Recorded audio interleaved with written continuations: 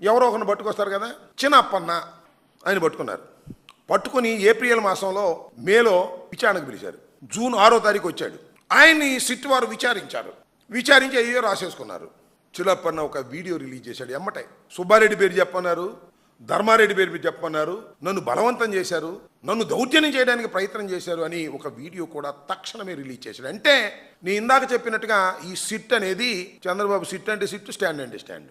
పిలవటం, సుబ్బారెడ్డి పేరు చెప్పు, జోగి రమేష్ పేరు చెప్పు, అమ్మడు రాంబాబు పేరు చెప్పు, ధర్మారెడ్డి పేరు చెప్పు, చెప్పకపోయావని కేసులో పెడతాం, కొడతాం అవసరం అయితే అనేటువంటి పద్ధతుల్లో వ్యవహరించి ఈ చిన్నప్పని ఆ రోజున చెప్పించడానికి ప్రయత్నం చేశారు. ఏయో రాంచుకున్నారు, సంతకాలు పెట్టుకున్నారు. ఆయన మాత్రం వచ్చి బయటికి చెప్పాడు. కాముగా ఉన్నారు. Diversion politics.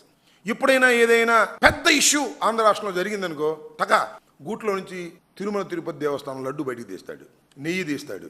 వాళ్ళ అబ్బాయి ఆయన ఇద్దరు కూడా మళ్ళీ ఈ మధ్యన తీశారు. చిన్నప్పని పిలుచుకొచ్చారు, మళ్ళా అరెస్ట్ అన్నారు. అంతే 24వ ముద్ద 28వ ముద్ద అరెస్ట్ చేశారు. చేసి సుబ్బారెడ్డి గారి మీద బురద జల్లే కార్యక్రమం చేస్తున్నారు. నెయ్యిలో కల్తీ ఉందని నిరూపించలేక